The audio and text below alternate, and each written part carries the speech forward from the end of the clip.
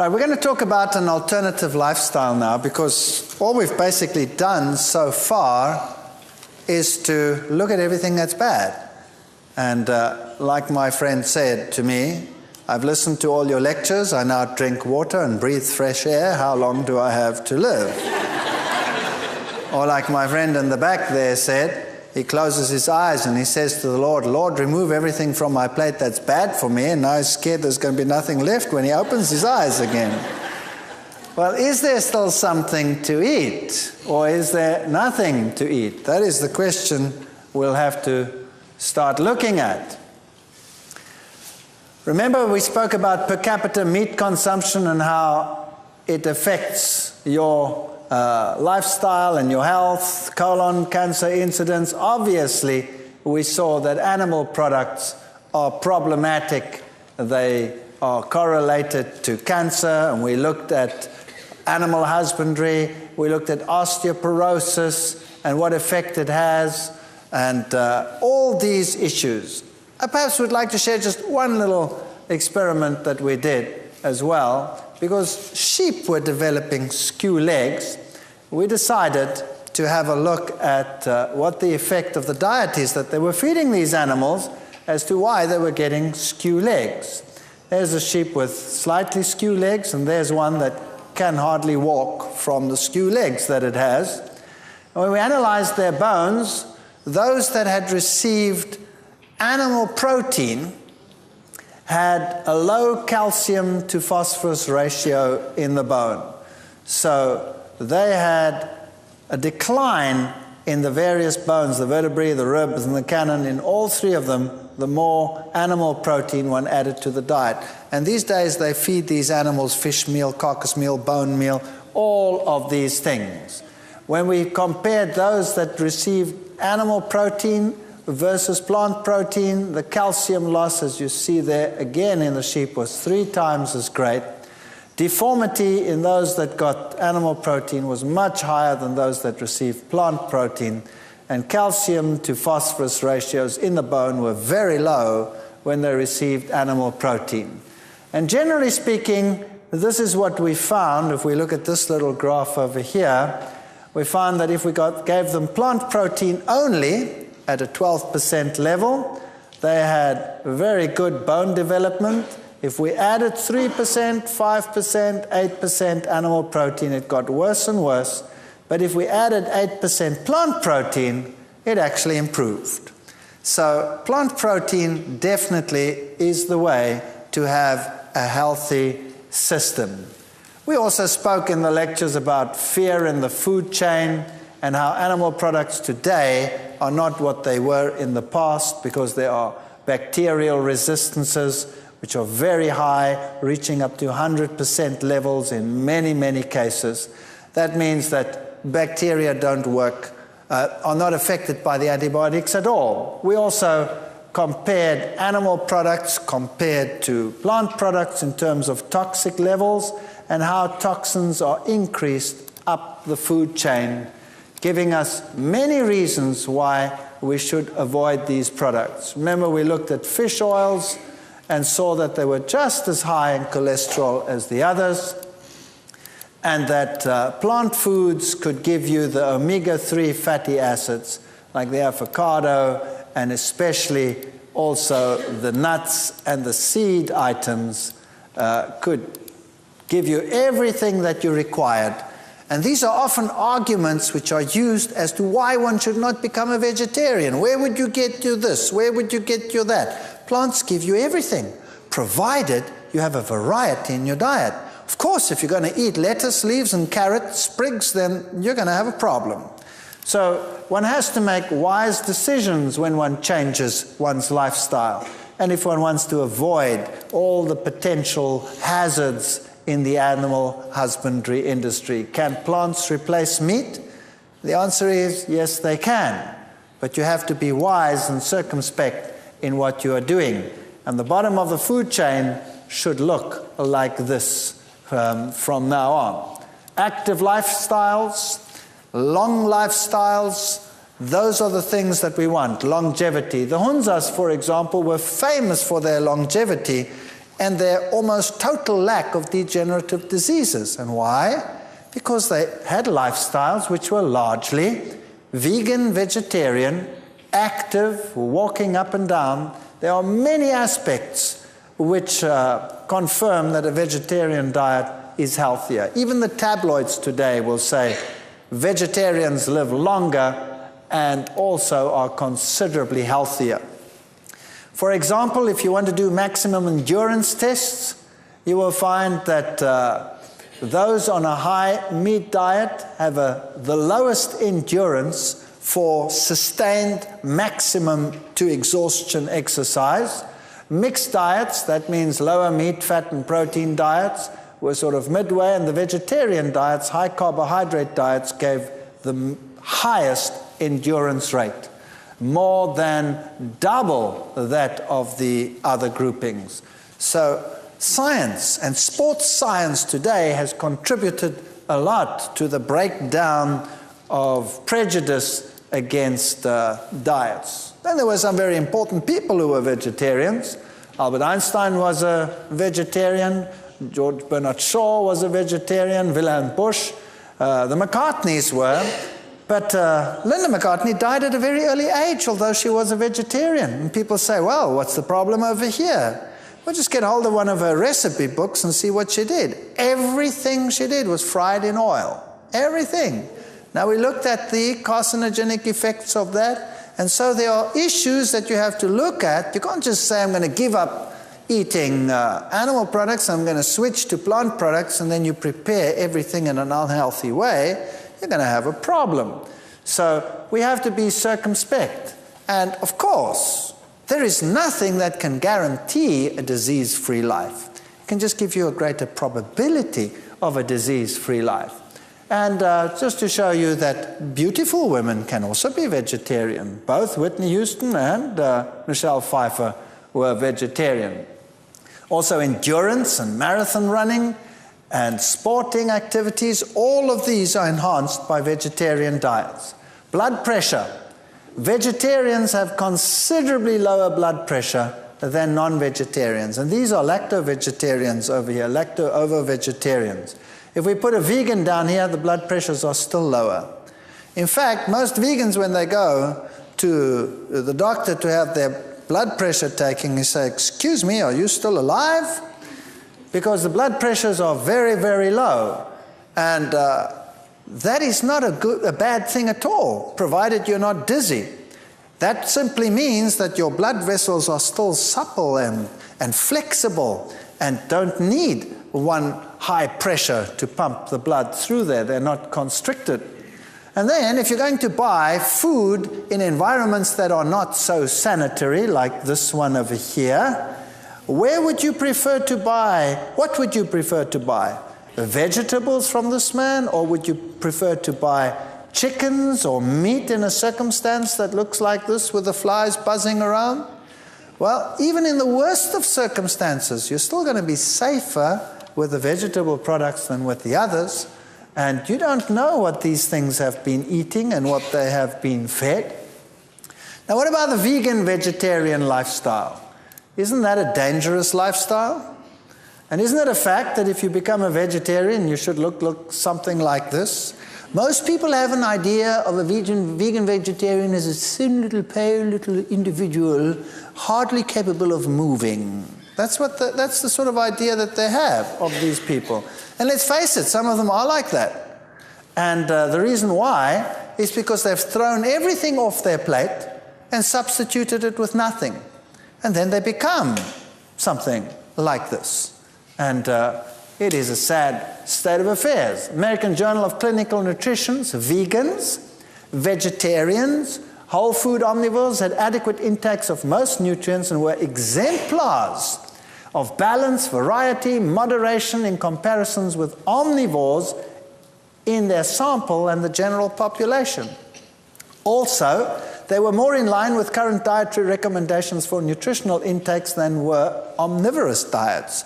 So when they actually compared the diets according to the recommended daily food intakes, the vegetarians weren't doing so badly at all. In fact, they were doing better than the omnivores. Now, they will tell you it's not safe to be a vegetarian because you'll have iron problems, B12 problems, vitamin D problems, etc., etc. Is this really so? Iron problems, you will have a greater probability of iron problems if you use dairy products because of the parameters that we discussed in that lecture. B12 is the one issue we will have to discuss. Vitamin D will be a problem only in areas where there's constant cloud cover. And even there you have UV coming through, so if you have exposure to the sun, you should be fine. You need exposure, but people today want to sit inside all the time. Here are stomach bacteria with decreasing gastric pH. Notice that the lower the pH, the fewer bacteria. The higher the pH, the more bacteria. The same in the intestine. The lower the pH, and so from the front to the back, where the acid starts coming in, you have an increase in the number of bacteria. Now, B12 is not produced by any animal in the world, it's produced by bacteria. And there are certain bacteria which in our intestines are quite capable of producing B12. Unfortunately, with the lifestyles that people have, these bacteria only occur here where there's an increase, and they occur in the last part of the intestine. And so they're too far back for us to benefit from them. So we produce the B12, but we do not absorb it. If, however, we were vegans, and we took care not to mix fruits and vegetables, firstly we would have an alkaline saliva, and we would have bacteria in the mouth which would produce B12. And they don't produce bad odors. Bad odors come from poor fermentation in the stomach. So you would have B12 production in the mouth, plus the pH in the stomach would seldom, if ever, go below 4.5, so you're sitting with far less acidity. That means you're starting off here at a much higher level, and then you should be able to have B12 production. Now, there are other factors which affect B12. That's intrinsic factor. If you don't have that, whether you're a vegetarian or not, you're going to have a trouble with that. High acidity, which is more problematic for meat eaters than for vegetarians, would be a problem.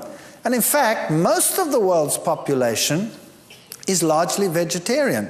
Whole parts of India, large parts of Asia, Central Asia, for example, Central African populations, large parts of these, they don't have B12 problems. Western lifestyles, we sometimes do have B12 problems. So personally, I think that they are making a mountain out of a molehill, but I would suggest that if you are worried about these issues, if you have a high-stress lifestyle, which affects absorption in an acid environment of B12, well then take a supplement, or take a fortified milk that has B12 supplementation.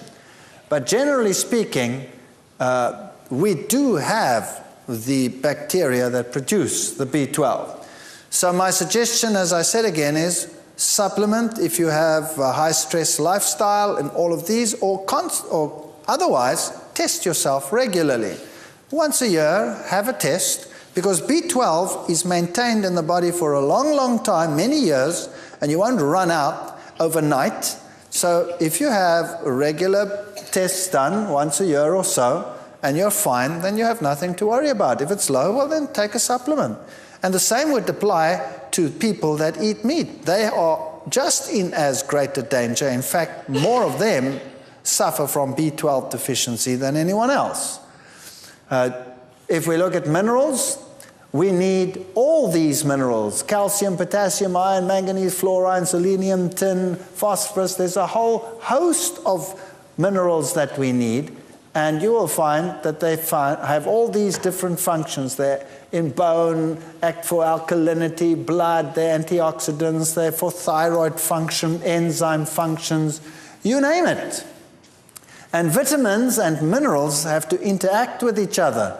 So if you want to have good activity of vitamin E, you'll have to have selenium and zinc and calcium, and all of these have to be together in the body. And vitamins also interact with each other, so you don't want to take selective vitamins. You want to have everything in a balanced format.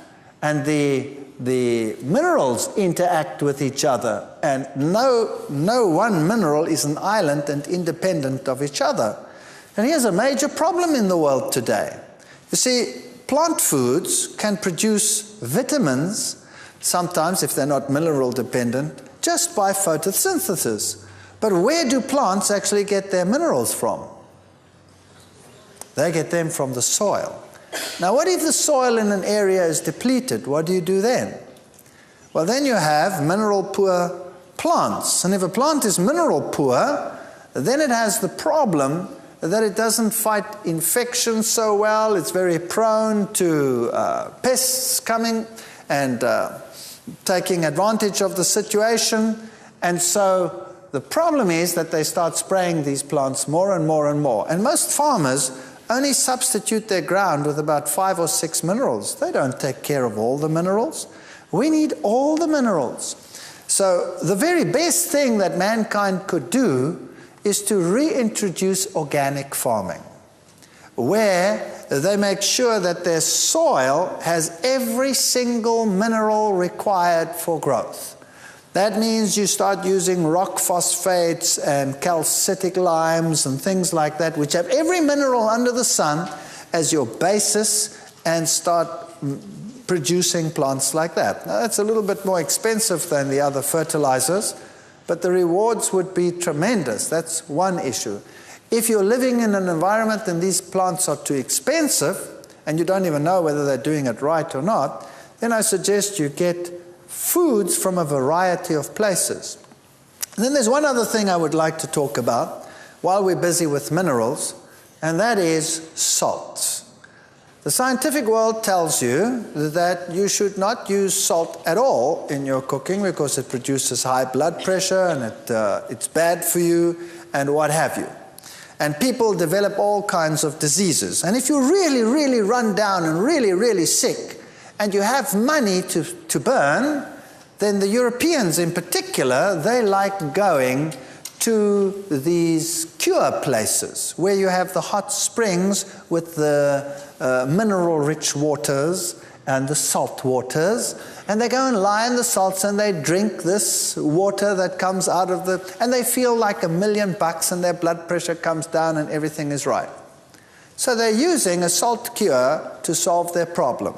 Then they go back to their normal society and their normal lifestyle, and very shortly they have the same stress and the same blood pressure problems and the this and the that and the other.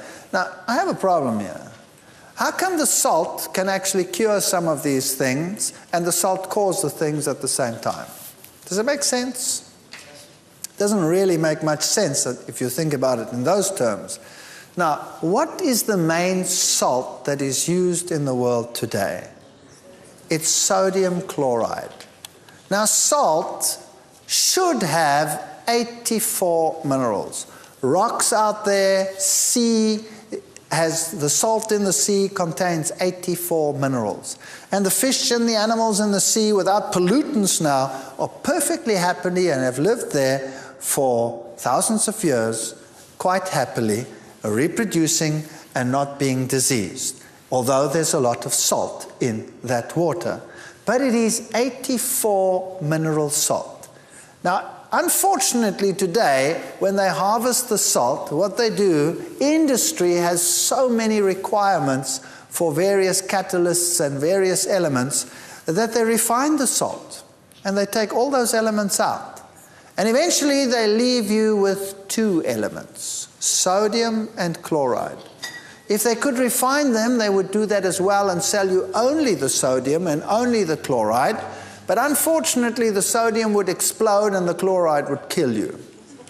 So they at least sell you the sodium chloride, 2 elements out of the 84. And then occasionally they have a twinge of conscience and they add 1 more, which is that, iodine. And they tell you, best to buy iodized salts.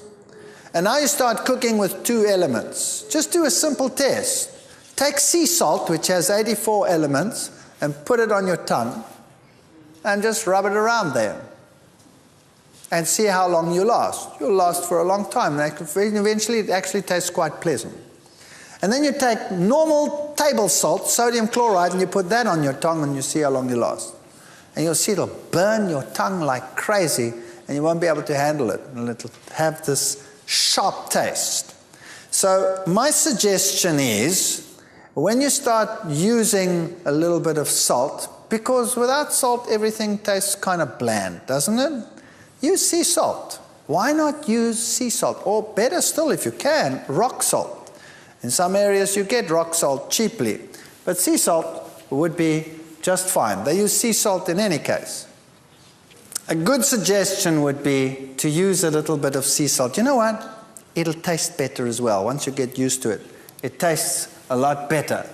And of course, don't use excessive amounts of salt, but generally just use a little and it'll be so much tastier.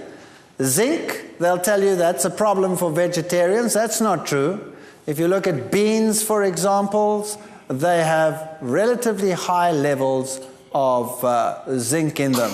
And some grains, popcorn even has, popcorn is one of the highest sources of zinc, generally speaking. And wheat germ has high levels of zinc, and wheat bran. So that is not true, that vegetarian diets won't provide enough zinc. So generally speaking, if you have foods that are yellow, then you will have your vitamin A's, and if you have your grains and your nuts and your legumes in there, you should be getting everything that you require. Increase in dietary needs during pregnancy, you need a lot of folic acid, folacin you need a little bit more protein, and all of these. Can a vegetarian diet supply these? Of course. Seeds, avocados, nuts will supply all the folic acid that you require. Now just a couple of general guidelines. Number one, you have to eat an abundance of fruits, grains, nuts, seeds, legumes, and vegetables. You cannot just remove the heavy foods and sit with only fruits or only vegetables. You have to have grains, varieties of nuts, seeds, legumes in your diet, and you don't have to eat them as such. You can work with them and change them and modify them. You have to eat more alkaline-forming foods than acid-forming foods. That happens automatically when you become vegetarian. And avoid acid formation by choosing correct food combinations. 3 simple criteria, two of which you have to watch, one which comes automatically. Now, if you read some health books, they have so many complex things that you have to do that you have to buy yourself a computer just to, start working out what you must do in the kitchen. And eventually you go totally nuts. And there are so many rules and regulations as to what you must eat that you might as well just forget it. I don't know whether you've heard all of these things. I know there's so many of them. You're not allowed to eat what grows above the ground with what grows below the ground. You're not allowed to mix proteins and carbohydrates at the same meal. Have you heard all of those before? I mean, there are really silly ideas out there. Then how did God make grain? Grain consists of protein and carbohydrates. How do you make legumes? Consists of proteins and carbohydrates. Every food consists of proteins and carbohydrates. It's a silly idea. The problem is not the protein and the carbohydrate together. The problem is the animal protein and the carbohydrate together. Does that make sense? Because the plant protein digests quickly. So if you don't have animal proteins in your diet, then all of the problems associated with the so-called mixing of protein and carbohydrate disappear. So you want a diet rich in carbohydrates, and not like many recommend, low carbohydrate. You want to burn your body with a clean burning fuel. You want to have enough fats in your diet so that you do not become lean and emaciated on the one hand. And of course you need the fatty acids, the essential fatty acids, which you can only get in fats. So you get those if you have your seeds and your nuts and your legumes in your diet. And your proteins, you satisfy your general needs, kids a little bit more than the adults, and you want to have more alkaline-forming foods than acid-forming foods. How do you do that? It's very simple. The high-acid foods are the meats. Bacon, beef, chicken, crabs, eggs, fish, ham. Those are the high acid-forming foods with 15 to 40% acid formation. Medium is grains, legumes, lentils, oats, peanuts, rye, wheat, some nuts, etc. And the low, some fruits, cranberries and plums. That doesn't mean you mustn't eat them. Not at all, because they're so low acid forming it doesn't make any difference. And some of the fats. And your high alkalines are all your dried fruits, vegetables. Well, molasses is on there because it's alkaline forming, but it's still a more refined food. Beet greens, Swiss chard, dandelion, those are your high alkaline foods. Your medium ones are most fruits and vegetables.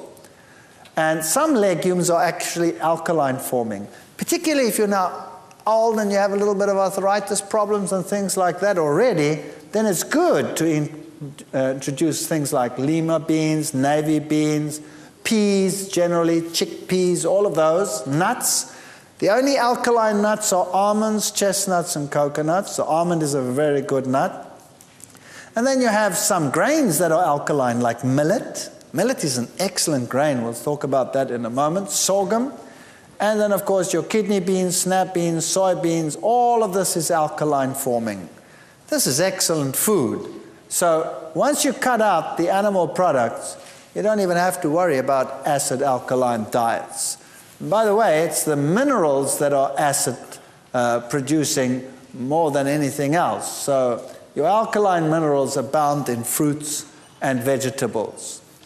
Now, here's a typical suggestion. They say you must have legumes, nuts, seeds, including nut butters. You can use fortified soys or soy milks, vegetables, fruits, grains, and bread. And if you get enough of those in the diet, you should be fine. And when it comes to young children, the only thing that changes is the proportion.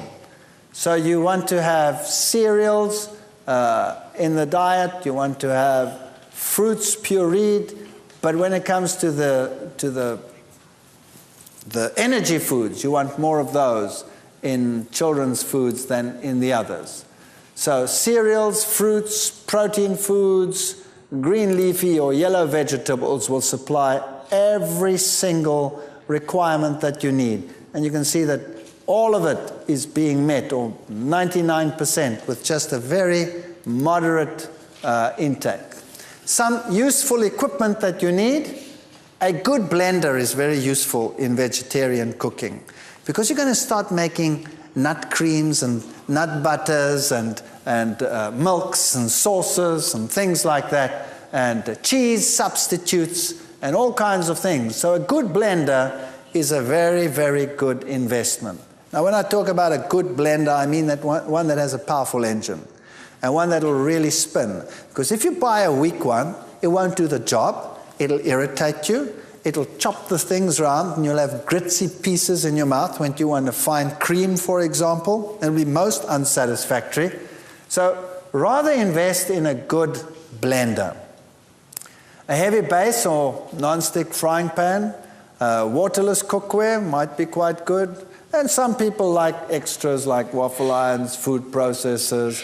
And if you're really going all out, some means to grind your own flour. That's just nice. If you have access to stone ground flour, well, then you don't have to get those pieces of equipment. Stone ground flour is a terrific way to go. Ensuring proper combinations.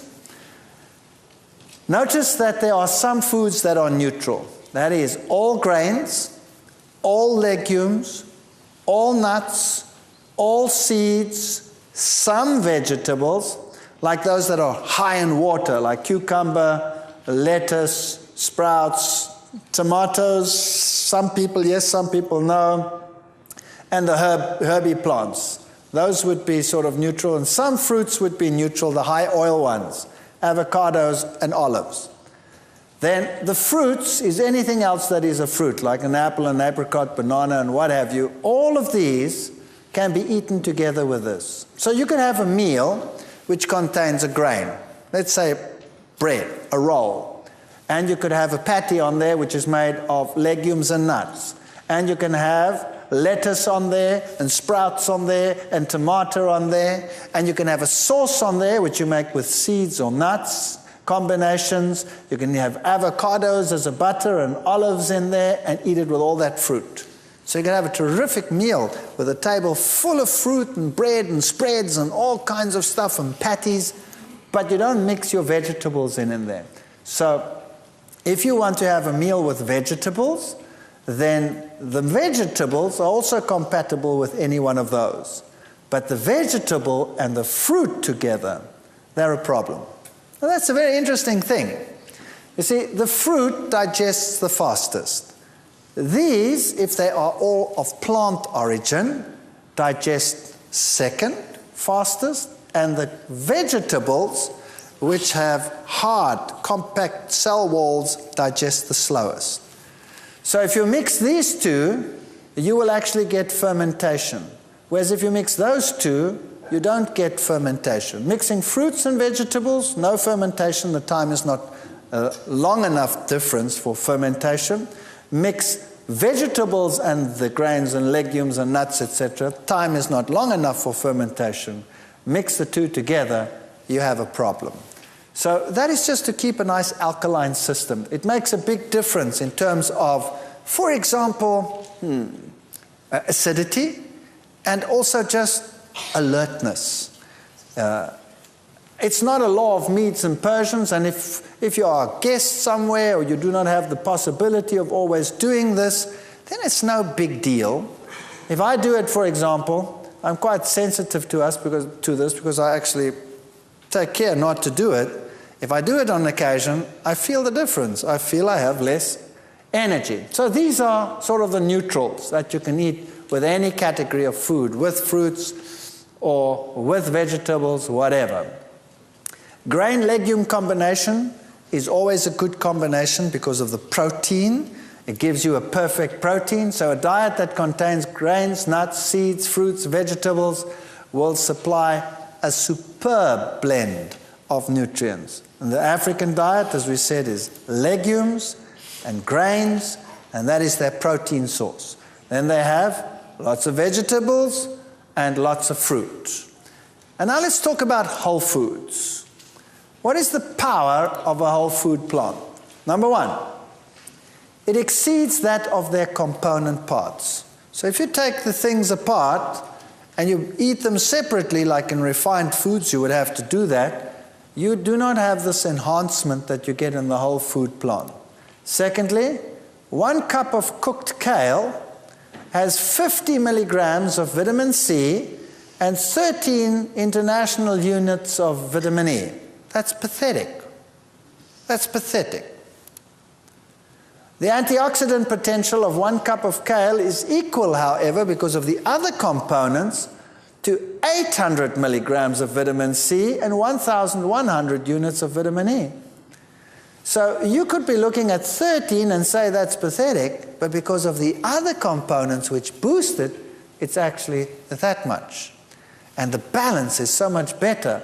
So it's far better to eat a whole food than to eat anything separate. Refined foods, avoid them. Now, you know, everybody occasionally gets sick of healthful eating. I do. You know, you eat healthy food every day. I'm sick of all this healthy food. I feel like something wicked today.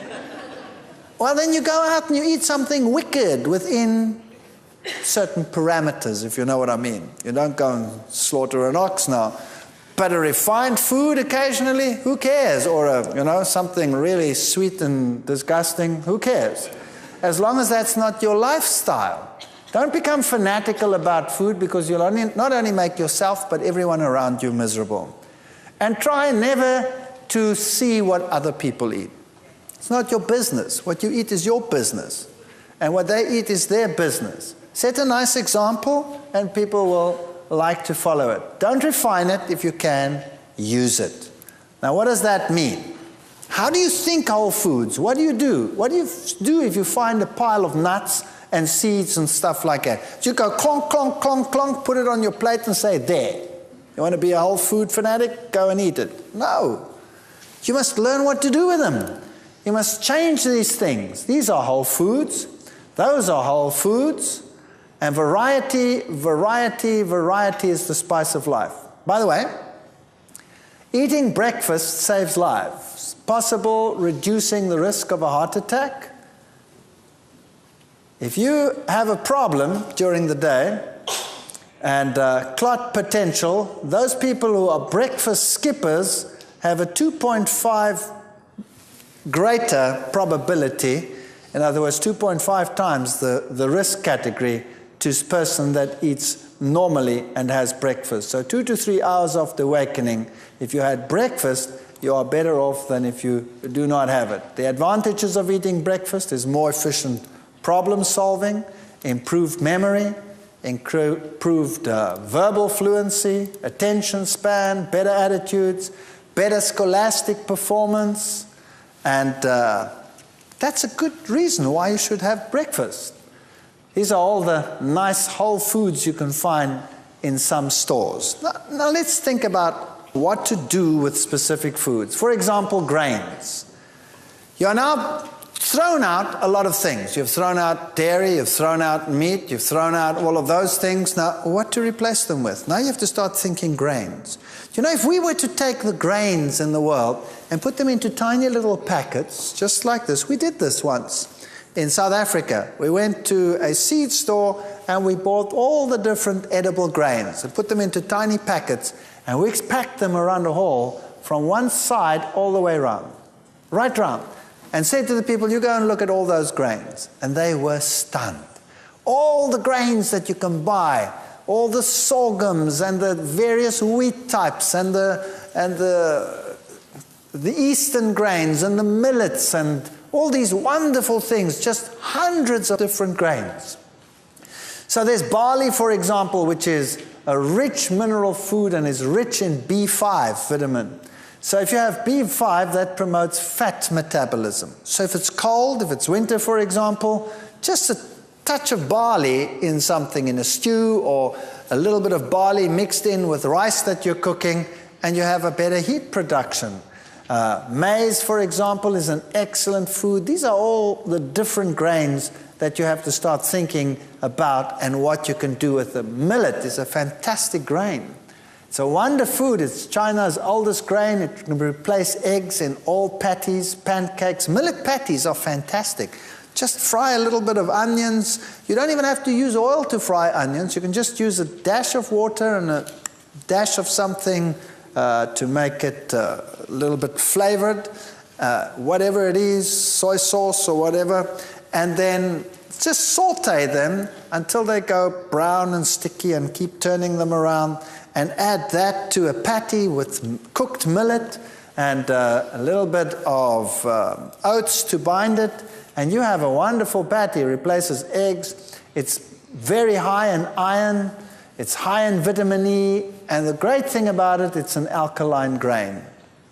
So people, older people in particular, people that already have, joint pains or anything like that, could benefit tremendously from this.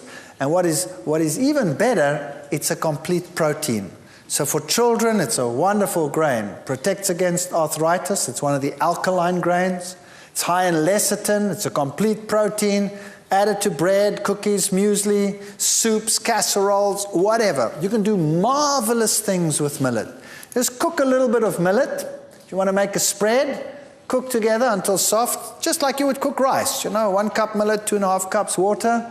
So you take the millet, make sure you buy dehusked millet. Millet is bird seeds.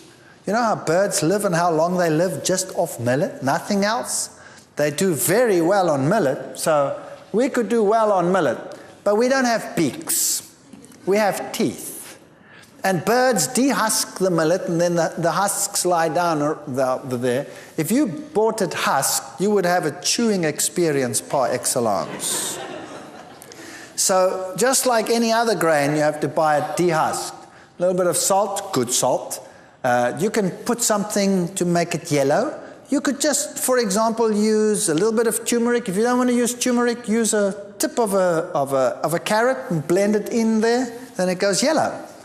And some water, and you blend till smooth, and then it looks like that. It looks like a butter. And you can have bread with millet spread. It's rather neutral, so you could put something sweet on there, you could put something savory on there, you could do whatever you like. With millet, you can make a fantastic pudding. Notice how smooth and creamy it looks once you've put it in a blender. So you put this cooked millet in a blender and you make it absolute smooth and creamy, then you can make a pudding out of that that is fantastic. So you can blend in some dates, for example. You could blend in a little bit of carob powder, then you'd have a chocolate pudding. Then you put in a yellow layer on top of that. You could put fruit in between, put it in the refrigerator, and you could make a pudding that is better than any bought instant pudding. Marvelous things you can make with millet. Oats is another wonder food. It's a very good calcium source. It's high in iron, B. It's the second best protein grain. It's a superbly digestible grain. So old people, young people, use these. You can use the oats to make granolas, to make mueslis, to make patties. You put it into everything. It takes the place of an egg anytime. You can make waffles with oats, blend it and use it as a waffle base. Wonderful things you can make with oats. We'll come to some recipes in a moment. Rye, for example, is a German grain, and add some rye to your flour just to change things around a little bit. Muesli, rolled oats, chopped nuts, raisins, pumpkin seeds. The pumpkin seed is a seed with an incredibly good protein in it. It's also a complete protein, and just a little bit of pumpkin seeds will provide all your protein needs for a whole day. So if you could start your day with rolled oats and nuts and raisins and seeds and some fruit, shredded coconut maybe, sunflower seeds, sesame seeds, and you roast them all together or toast the slightly rolled oats onto the grill, stirring frequently, and lightly brown, spread the sunflower and sesame and coconut over the top, and mix the remaining ingredients, and you have a great muesli. If you want to make a granola, which is more crunchy, granolas that you buy in the stores are full of oil. And the oil that they mostly use is sunflower seed oil. And because it's packaged like that, it's oxidized. So it's really not the best thing in the world, and it's horrendously expensive. Have you noticed that? You can make it far cheaper, and it tastes terrific, and you don't need any oil. You can take rolled oats, say 8 cups rolled oats, a little bit of sunflower seeds, some coconut if you like, chopped nuts. You can vary that as you like. But this is your binder. 2 ripe bananas, 1.5 cup chopped dates, a little bit of good salt, hot water. You can use some natural vanilla. And these mixtures over here, you stir the 2 mixtures together, and you mix this in a blender, all in a blender. Then you have this liquid, and you mix them all together. And you put them in a cookie sheet and bake them at 250 Fahrenheit. That's a low heat. That's a low heat for about 1 hour, stirring every half hour. And then it becomes a nice crunchy granola with no oil in it. Tastes terrific. Serve that with soy milk and you've got it made. And it's a lot cheaper if you buy these in a store where they sell seeds cheaply. Rice, try getting used to unrefined rice. It just makes such a difference. Now, some people don't like brown rice. They say it's too chewy. The way to get around that is to soak the brown rice overnight like you would soak legumes. And then when you cook it, it gets light and fluffy. That solves the problem. And you don't lose 80% of the B1, 40% of the B2, and 60% of the B3 vitamins, as you do with white rice. And start using the rice differently as well. Don't throw the leftovers away. Use them in patties and become innovative. You don't throw anything away. You remodel everything. That's what you do. And you make great things. Wheat. Notice that I've written there, bread, bread, bread. Do you know, people today are suffering from wheat allergies and gluten allergies and this allergy and that allergy. Have you noticed that? Most of these allergies are secondary dairy allergies. Bottom line, if you throw out the dairy, which is making everything else with it incompatible, we always throw out the good and we keep the bad. It's horrendous what we do. Throw out the bad and keep the good. People say to me, for example, oh, I can't eat apples. They make me sick. I said, you eat an apple after you've had a meal with meat and, then you eat an apple and the apple makes you sick? And he says, yes, that's exactly what I do. I said, well, why don't you try throwing out the meat and eating the apple? Oh, no. That's a horrendous thought. So I'd rather have the meat and not eat the apple. Why is the apple fermenting and making you sick when you're eating the meat? Because it's staying in your stomach for 6 hours. Obviously it's going to ferment, so throw the apple out. Sorry, throw the meat out. That would be a better solution. So bread. Use the wheat. It's a high energy food. It's an excellent primary nutrient combination. It's mineral rich. It's rich in B and E vitamins. And try not using refined. Try getting whole grains. And if you buy whole wheat grain at your store, remember what you are getting. They have bolted the wheat. They have huge piles of bran. They're selling most of their flour as white flour, and then they have the germ. So normally what they do when they sell you whole wheat flour is they're going to take the white and they're going to mix as much of that bran back in there as they can. And you're buying a pack of 50 or 60% bran, 40% white flour. That's not what it's like in a grain. You bake a bread that's as heavy as a rock, number one. Nobody wants to eat it because there's not enough white flour mixed in with the bran as it would be with stone ground flour. All kinds of problems with that. Try and get stone ground flour, and if you cannot, if it's impossible, then do your own. Even if you have to soak grain and liquidize it and use that as a dough, that would still be better. But when you make your own bread, you can play around. You can add rye. You can add a little bit of millet. You can have all kinds of things. The easiest bread to break is the simplest bread. So here's a simple bread for you. 1 kilogram stone ground flour, that's about 2.2 pounds or something like that. Stone ground whole wheat flour, approximately 10 cups. 1 packet of instant active yeast. It doesn't matter which yeast you're going to use. You're going to destroy the yeast in the heat in any case.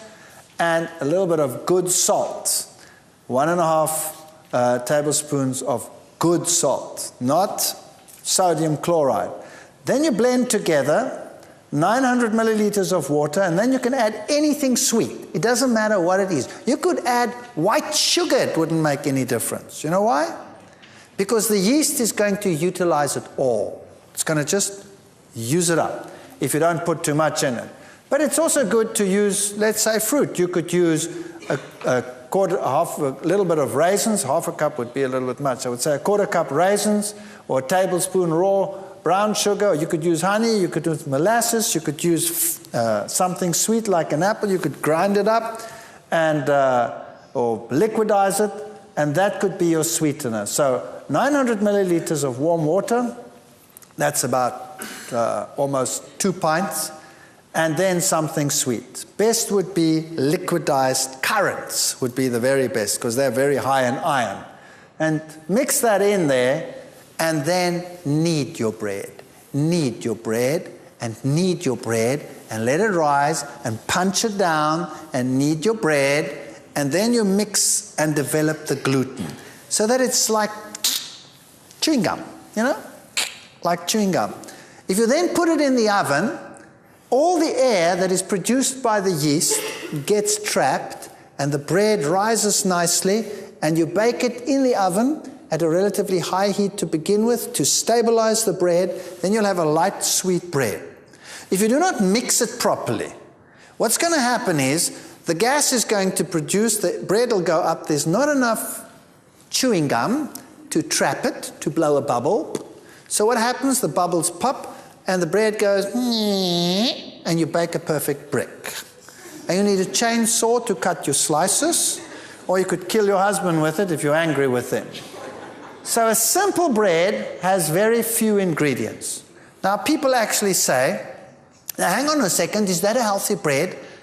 I actually want everything healthy in my bread. And they put all the things that they can think of in the bread, and they bake this heavy bread, and they need a wheelbarrow to cart it around. And it's soggy and heavy.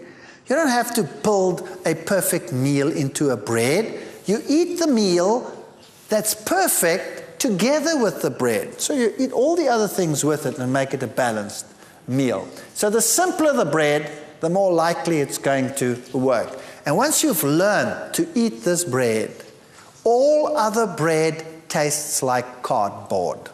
I assure you. If I don't get this type of bread, I get withdrawal symptoms after a while. And that's what a bread should look like. It should be nice and light and fluffy. It shouldn't be heavy and soggy. Nothing wrong with a heavier bread. For example, rye breads will be heavier. But what's nicer than a good bread? Now, legumes. We have to start thinking legumes. Carrot beans, chickpeas, kidney beans, lentils, lima beans, mung beans, broad beans. Peanuts are a legume. Have you ever thought of buying raw peanuts and soaking them like a legume and then making patties out of them? They don't taste like peanuts at all. Only roasted peanuts taste like peanut butter. They taste like a legume, but they taste like a rich, almost lamby, beefy legume. When you make a patty out of them, they really are magnificent as a legume. The soya bean, etc. But now you have a problem. People say, I explode when I eat legumes. I cannot handle them. Now, let's understand something about legumes. You have to pre-soak legumes. Raw dried legumes contain alkaloids, glycosides, saponins, and these are a problem. In fact, they are in the seed to prevent it from germinating. It's an enzyme suppressant. So if you take a legume and you soak it in water, and the legume soaks up all the water, how many of these products have you got rid of? None. They're all still in the legume. Now you take your legume, it's nice and soaked, and you prepare it and you cook it, and all those enzyme suppressants that prevent the legume from sprouting are still in there. Now you're getting those enzyme suppressants into your stomach, and you're not digesting it too well. Your enzymes are also suppressed. So eventually it goes all the way down, gets to the colon. The colon works with these products and then starts fermenting the legume in the colon, and that leads to an explosive experience, right? So what you want with a legume is you want to get rid of these things. You want to get rid of them. How do you do that? You soak in huge quantities of water. And the water goes what color?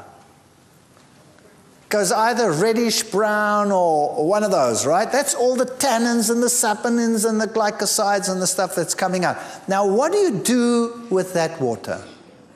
What do you do with it? You throw it away. And not like some well-meaning individual who thinks, well, this looks so good, I'm going to cook the pea soup with that one. Well, I'll tell you, you don't need nuclear weapons then. Just send that pea soup. It's the most explosive thing under the sun. So what I would suggest is that you buy your legumes, soak them in lots of water, pour the water off regularly. If you're sensitive to legumes, do that if it need be for 2 days, 3 days regularly. If you don't change the water regularly, they'll go bad. Just keep on pouring off the water, and then what do? Going to wait 3 days or 2 days for a meal? Of course not. You put them into freezer bags and you pop them in the freezer and they're fine. People will say, oh, don't I lose the energy value and the food value? No, you don't. You can take those very seeds and go and plant them and they will grow. What happens in nature, in Europe, in the winter? What happens to those seeds? They freeze in the ground, and then when the water comes and it rains, then all the stuff leaches out. When the stuff is out, then it can sprout and it will grow. All the nutrients that you need are in there. So soaking is essential for a legume. There are lots and lots of different legumes, and you can have such fun with legumes. You can make the greatest stews, the greatest soups, the greatest patties. You can make roasts. You can go to town on a legume. But you don't have to have huge quantities of legumes in your meals. That's another problem. We eat too much of it. It must just be a portion of the meal, and the rest must be the vegetables or the fruits or whatever else you want to go with it. The soybean is such a magnificent bean. It is rich in linoleic acid. It is good calcium source, iron source, everything that you need. And if you look at the composition of selected soybeans, I'll just put this here for clarity's sake. Beef, for example, look down that list over there and compare with raw or cooked soybeans, you will see that the soybean compares excellently with anything else. And tofu is a wonderful food. You can make great things with tofu. You can make mayonnaises. A little bit of soft tofu, water, onion salt, garlic salt, or whatever you like. Lemon juice, honey, or a little bit of raw sugar to taste. Blend them together, you have a mayonnaise. Now imagine what a mayonnaise normally is made of. What's a mayonnaise made of? Egg yolk upon egg yolk upon egg yolk, together with lots of sunflower seed oil, together with lots of vinegar. It's the worst combination under the sun. It's the worst for your cardiovascular system. You cannot imagine worse. Imagine a mayonnaise that you make with blended cashew nuts. Take some cashew nuts, cover them with water, blend them till they're very smooth, add a little bit of your favorite seasoning, and then some lemon juice, and voila, you have a mayonnaise that is absolutely marvelous. Now people say, cashew nuts, that's expensive. Hello? How much does a chicken cost in this country? What does a chicken cost? Who can tell me? So let's say $4, right?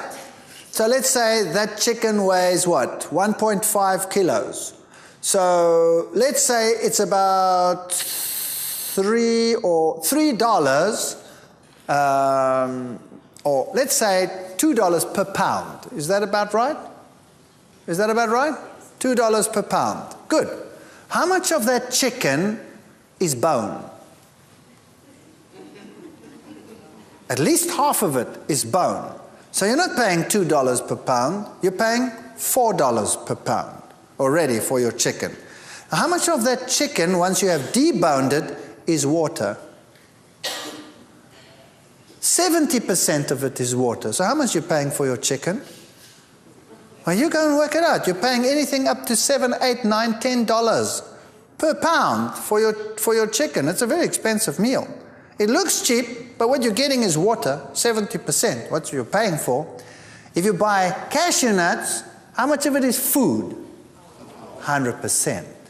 So even if you're paying $4 or $5, it's still cheaper than your chicken.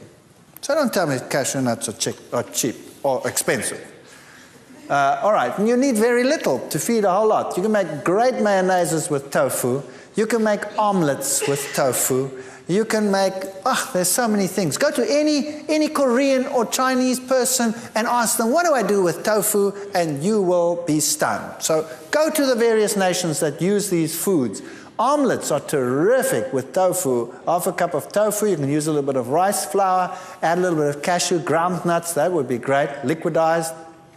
And then your various condiments, put a little bit something yellow in, and then use a non-stick pan to make an omelet. You can put your favorite filling in there, close it up, and serve it, if you really want to be wicked, with whatever, with fries that you've made with olive oil and a nice salad with it, and it looks and tastes just great. And sometimes omelets made with tofu stick a little bit more to the pan than others, so that's no problem. The ones that stick and break, they go to the wife, and the good ones come to me. Simple as that. But when I get home now, my wife can have the better ones, and I'll take the broken ones. No-bake tofu cheesecakes. You can make cheesecakes. You can make the most wonderful things. You can use agar-agar as a binder that has no animal products in it, or you could use MS. You get MS in your country, which is a wonderful substitute for gelatine, which is made from horses' hooves and skin scrapings and trotters and all kinds of stuff like that. And wonderful things you can make with juices that you blend in. Just ask the fundis how to make these things. You can make waffles. Simple things. Soak soybeans, blend them all together with some rolled oats, and you make waffles. Wonderful stuff. They bake a little bit longer. A normal waffle with an egg is finished in a minute. This one takes about 5, 6, 7, 8 minutes to bake through. Now, you don't want to wait that long. So what you do is when you're bored one night and you're not doing anything, then make a mix and start making lots of them. Or the kids are doing something, they're watching television, in between advertisement break, change. Then get all these things done and make a whole pile of them, pop them in the freezer, and you have waffles. When you want breakfast with waffles, take your waffles out, pop them in the toaster, and voila, you have waffles. You don't have to wait forever. You can make quiches. It's simple. Once you add a little bit of these blended nuts and some lemon juice and all of these things in, you can make wonderful things with these foods, and you won't even miss that you're not using eggs. Kidney beans and your own baked beans and Mexican food and you name it. And sprouts. Start using sprouts. Sprouts have enzymes in them. They help you to digest your food. They're wonderful. Mung bean sprouts. Once you get used to them, you'll start craving them. Chickpeas. Chickpeas are wonderful food. Chickpeas is magic. If you have soaked chickpeas and you blend it and you bring it to a boil, it goes thick by itself. Then you can use it as a sauce. You can even make a mayonnaise out of it by adding lemon juice and a dash of something sweet or tangy, whatever you like. And you can make mayonnaises out of chickpeas. You can make hummus out of chickpeas. Who knows hummus? Yeah, all of these things. Start thinking about these things and start using carob. Now, carob means you have to re-educate your palate because we're all used to chocolate. And once you have re-educated your palate to carob, which takes a while, because we all have perverted palates, then chocolate actually tastes obnoxious. Believe me, I ate whole slabs of chocolate in one go. I cannot stand the taste of chocolate anymore. But carob I can handle, especially if you coat things with it, like raisins, or coat nuts with it, then it's very handleable and it's very, very pleasant. And a carob drink is a wonderful substitute. Take soy milk, add some carob powder and a little bit of fructose, and you bring that, make that hot and serve that. And I'll tell you, the young people just love it. And it tastes great. And you can make chocolate sauces, chocolate desserts with carob. Just have to get used to it. Lentils, you can make slices, you can make all kinds of interesting things. Mock liverwurst with it, some cooked lentils, a little bit of cold oats porridge, chopped onions. Margarine is what gives it the flavor. If you like, a large clove of garlic, some salt, and blend this together and keep the onions just a little bit chewy, in other words, not pureed, and then you have this crunchy liverwurst taste that you can put on bread. You can make savory spreads, and it's the herbs that do it, the basils and the oregano and the tomato pastes, which add the different flavors. And your nuts and your seeds are your sauces and your creams and your energy booster. So for example, if you're as thin as a rake and you want to put on some weight, then you start using more of these foods. If you are overweight and you want to lose, you use less of these foods. It's as simple as that. You don't have to give up anything, you just use less. And you're only using it as a flavorant. So you can make nut milks, nut sauces, nut creams, nut mayonnaises. And you could use seeds as well. You could make the same thing with sunflower seeds. You could make sunflower mayonnaises, sunflower creams, sunflower sauces. Same things. You can do it with sesames. You can make your own tahinis, your own creams with sesame, sunflower with pumpkin, any one of those. So start looking at nuts differently. Coconut. Coconut contains saturated fat. So if you have a problem with weight, a little bit more coconut in the diet, coconut cream, coconut milk, that will make you put on weight. And it is not true that you're going to suffer cardiovascular disease. Because it comes packed with plant protein, it doesn't have that effect. Saturated is not necessarily as bad as animal saturated foods. Otherwise, all the South Sea Island people would have cardiovascular disease in the past, and they didn't have it.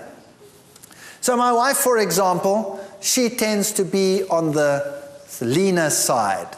So she just adds some coconut cream, and she makes puddings with coconut cream. And me, I tend to battle with this little fellow over here. So I tell her, less of that for me, thank you. And I don't have that stuff, and she has that stuff. This is how you modulate your weight. It's a very good way of doing it.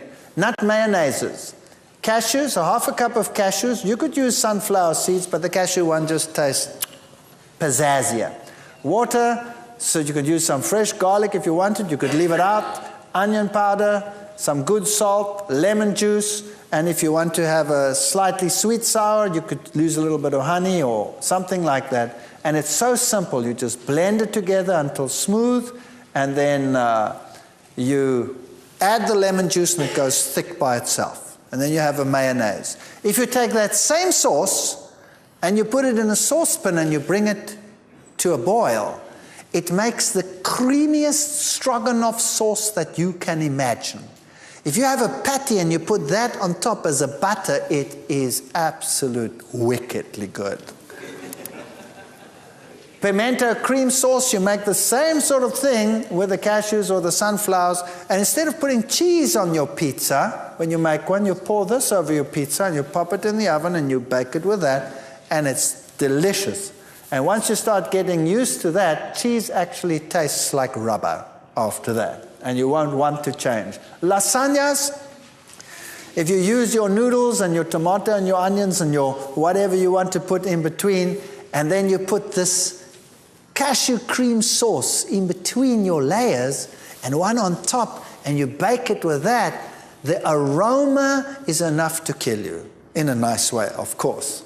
And you can we do this in the field. Occasionally, once every 15 years, I get to go out in the field, and you take a nice pot, and you put this over the coals and the fire, and you put a lid on top, and you put coals on top, and you bake this thing in the coals. I'll tell you, the people come running and say, "What's that?" And it tastes terrific. As I said, don't neglect the pumpkin seeds. Throw them into your mueslis, throw them into your breads, and don't neglect your sesames. Use the sesame butters and the sesame creams for your bread. Ladies, sesame is one of the richest sources of iron. So it's an excellent source of iron. So try and get used to tahini. If you don't like the taste of tahini, then just take a teaspoon of it and add it to your sauces that you are making, just to give it that pizzazz. And you can make butters and milks and what have yous. Fruits and vegetables. Remember, variety is the spice of life. And there are lots of fruits on the market. And most of the world today thinks fruit means bananas and apples. Isn't that right? That's what people buy, bananas and apples. Now, there's nothing wrong with bananas and apples. Bananas and apples are good. By the way, now that I think of apples, people tell me, what about apple cider vinegar? Apple cider vinegar has the good components, some of the phytochemicals of apples in it, which is good for you, but it still has acetic acid in it, which is bad for you. So why not take a little bit of apple juice and add some lemon juice, and then you have apple cider vinegar that is not with acetic acid, but is with citric acid, which is much, much better. So you can start playing around with your vinegar sauces. Rather use lemon and use apple combination to make your sauces like you want them. There are melons and olives and papayas and all of these things. So when you start thinking fruit, start thinking like this. Then you get peckish. Doesn't that look great? And even if you preserve them, they're still better than nothing. Preserved fruit is better than no fruit. And when you start thinking vegetables, again, think variety, think cauliflower, broccoli, Brussels sprouts, think dark green things. And you know what? If you don't like them, start changing them. If you don't like spinach, well, many people, if you get a cooked spinach leaf on your plate, that might not be so appetizing. How about sauteing some onions, chopping the spinach, and putting them together, and then adding a little bit of cashew nut cream and making a creamy, delicious spinach that really tastes like something and has some zuma in it. Get a little bit of pizzazz into your cooking. So everything doesn't have to be bland on your plate. It can be wonderful.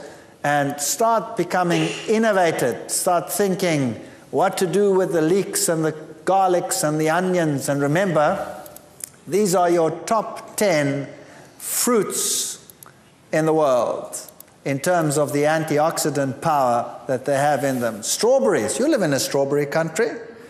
And plums are very good. Oranges, red grapes, kiwi, grapefruit, white grapes, banana, apple, tomato. And gentlemen, remember, the tomato is an anti-prostate cancer fighting food. So start using tomatoes, lots of them, and get used to them.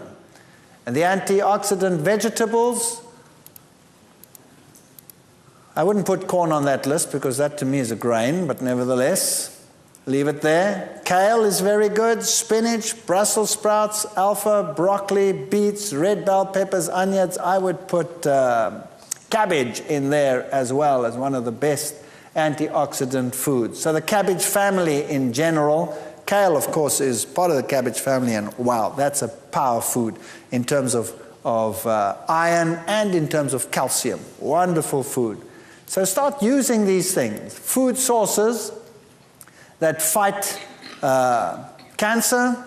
Brussels sprouts has sinigrin, broccoli has sulforaphane and other components as well. The red grapes has resveratrol, citrus has limonene. So if you have a variety of foods, you get a variety of anti-cancer agents. If you only have one food in your diet, you'll only have one anti-cancer agent. So why not fight on all fronts if you can? So remember, your high anti-cancer foods are garlic, cabbage, licorice, soybeans, ginger, carrots, celery, parsnips, and then your grains generally, and your tomatoes, your eggplants, your peppers. Put these foods into your diet and fight cancer. Now, I've written a book on this. Unfortunately, this book is published by CRC Press and MedFarm, which is not unfortunate in terms of the science thereof, because those are the best scientific publishers in the world. But that means that this book goes out to the medical world. That was my target, to try and reach those that can affect most of the people lower down. So if you want to buy this book, it's horrendously expensive. I would not be able to afford this book. So that's the sad part about this book, that it's very expensive because of that. And you don't actually need the book because it has a lot of science in it. If you're interested in that, that's good. There are lots of recipes in that. But there are so many recipe books out there in the world. And there are so many books that put this simply. But you don't want to get one that makes life complicated for you. You want simple, straightforward recipes that tell you how to prepare food in a tasty, wholesome way without 10 million rules to drive you nuts. That's what you basically need. And if you take some of the ideas that we've spoken about today, and you go to those who've had some experience in this and start getting involved in cooking schools, or I hear that you have chip programs and things in this country where you might get some wonderful ideas, then get involved slowly. And as the bug bites you, it will be fun. And once it starts being fun, and once it starts tasting good, you will feel better, you'll be excited, you'll have more energy, and you can be an example to others. Don't make a religion out of your diet. There's nothing worse than putting diet before religion. God comes first, food comes second. Food is there to be enjoyed, but why not enjoy it and be healthy at the same time? Thank you. And you can be a light unto others, and you can help them to a healthier lifestyle. Just this message alone. We get hundreds and hundreds and hundreds and hundreds of letters. I was lecturing in Germany once, and there was an old lady sitting in the back in my lectures. It was in a big hall. There were over 800 people in the hall. And she was in a wheelchair. And she was in an old age home, and she had terrible arthritis. Her fingers were like that. And she was, I don't know exactly how old it was. I speak under correction, but I think she was in her 80s. So a very old lady. And I happened to return to the same town 4 years later. 4 years later. And I was finished lecturing, and like always, you're tired because you're doing all these lectures and you have hundreds of people, and if there are 800, well, then there are 800 more questions than normal, and the people were asking and asking, and suddenly this little old lady came and she put her arms around me, and there she stood. She was only about yay high, and she was very old, and her fingers were still skew, and she said to me, 4 years ago you were here, and I was in the old age home, so arthritic I couldn't move my fingers, and I was just waiting to die. And now I stand next to you. I've left the old age home. I've gone back to my apartment. I can do my own work again. I even do my own gardening again. And maybe I'll end up in the old age home again one day, but for the moment, I'm happy that I can be at home. I implemented what you said, and I could get up out of my wheelchair. That makes a difference. And I don't care about all the critics then. That's what makes it worthwhile. And people that had been given up for dead with cancer, that they'd operated, closed up, sent home to die, changed their lifestyles, and their tumors went back and back and back. Not everybody, some die, but some that actually stick to it start getting better.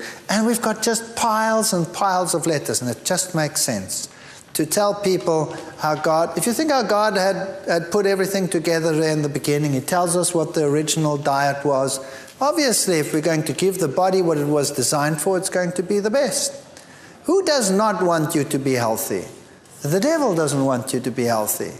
And what does he use to make you unhealthy? He uses human ambition and love of money and industry to put foods together that make money and quick money and make you captive so that you can become ill. And the natural foods, they just go. God wants us to go as natural as possible. I'm sure that's what He wants to do. But He wants to reach the heart and the soul as well. So do not put the cart before the horse. It's not food that makes religion. It's religion that makes food. And so that is the invitation. Be a light, help others, and then the great truths of the Bible. Wow. Just look at them. They're so magnificent. What can be more logical than a world that obeys God? Can anything be more logical than that? What is stupid about that? What is more logical than believing that Jesus Christ is the Creator and the Savior? The whole Bible says it, and if people were to adhere to His commandments, wow, that would just make this world a wonderful place. And in the future world, it will be a wonderful place because there will be no more sin in all His holy mountain, and people will again keep the law of God. So why not keep it now? Why not set an example? And if we slip and slide and fail and have human failings, we have an advocate with the Father who any time says, come to me and I will heal you of all your maladies. I'm not propagating any form of perfectionism or fanaticism or any one of those things. It's a logical religion, and that is why I'm a Seventh-day Adventist. So God bless you as you go your ways and we go back to our ways, and I'll always carry you in my hearts, and thank you for listening. Let's pray. Heavenly Father, what a time we've spent together. We've had so many discussions and so many slides pass before our eyes.